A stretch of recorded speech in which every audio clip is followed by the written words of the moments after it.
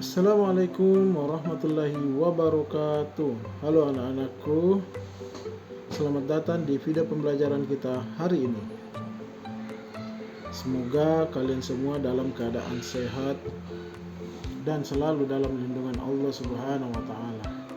Hari ini kita akan belajar sesuatu yang spesial, yaitu kita akan belajar tentang teladan mulia Asmaul Husna. Sebelum kita masuk ke dalam pelajaran, alangkah baiknya jika kita berdoa terlebih dahulu. A'udzubillahi minasyaitonirrajim. Bismillahirrahmanirrahim. Raditu billahi rabbah wa bil islami dina wa bil muhammadin nabiyya wa rasulah. Rabbi zidni ilma warzuqni fahma. Artinya, kami ridha Allah Subhanahu wa Ta'ala sebagai Tuhanku, Islam sebagai agamaku, dan Nabi Muhammad sallallahu alaihi wasallam sebagai nabi dan rasul. Ya Allah, tambahkanlah kepadaku ilmu dan berilah aku pengertian yang baik. Baik anak-anakku sekalian, hari ini kita belajar tentang teladan mulia Asmaul Husna. Apakah Asmaul Husna itu? Asmaul Husna adalah nama-nama indah Allah Subhanahu wa Ta'ala yang memiliki makna dan sifat yang agung. Membaca dan merenungkan Asmaul Husna dapat membantu kita mendekatkan diri kepada Allah Subhanahu wa Ta'ala. Pada pelajaran kali ini ada 4 Asmaul Husna yang akan kita pelajari. Yang pertama Al-Malik, yang kedua Al-Aziz, yang ketiga Al-Quddus, dan yang keempat Al-Mu'min. Mari kita mulai dari Asmaul Husna yang pertama, Al-Malik. Apa itu Al-Malik? Al-Malik artinya yang Maha Raja. Al-Malik menyatakan kekuasaan Allah Subhanahu wa Ta'ala itu mutlak atas seluruh alam semesta.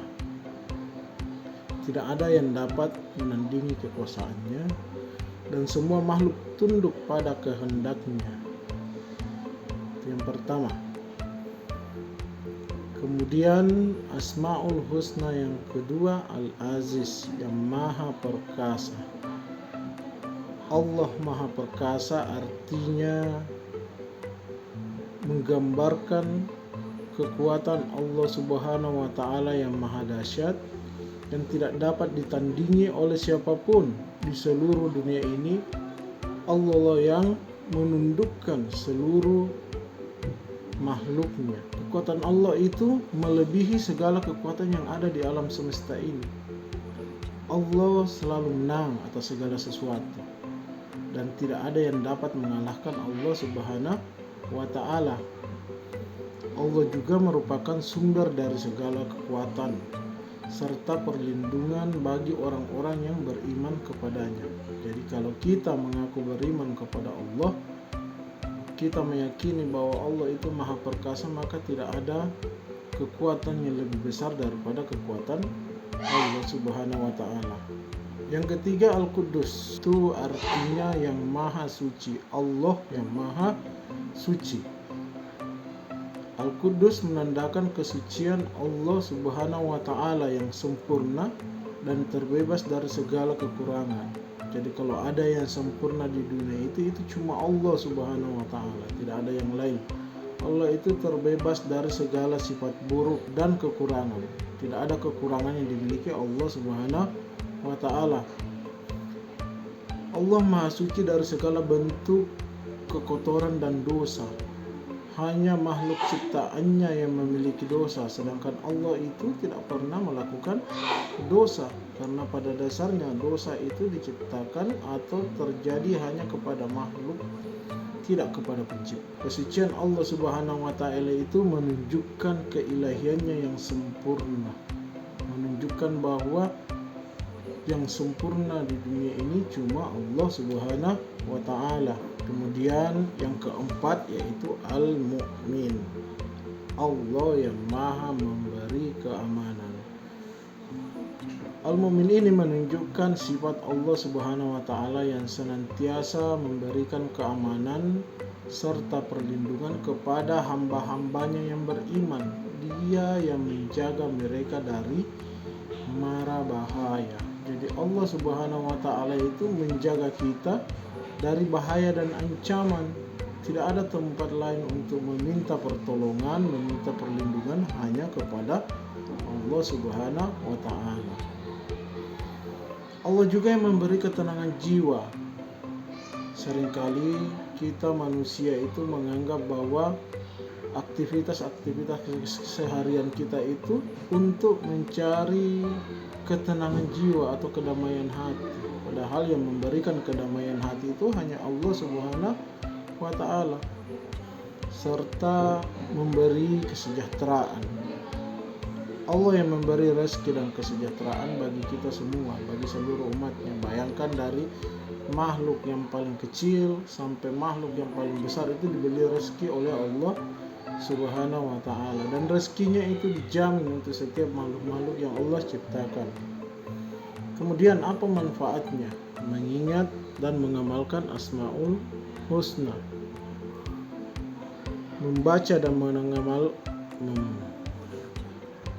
Kemudian manfaat mengingat dan mengamalkan Asmaul Husna yaitu sebagai bahan renungan bagi kita yang mengaku sebagai umat Islam untuk membaca dan merenungkan Asmaul Husna yang memiliki banyak manfaat, antara lain meningkatkan keimanan, mendapatkan ketenangan jiwa, dan mendapatkan perlindungan dari Allah Subhanahu wa Ta'ala.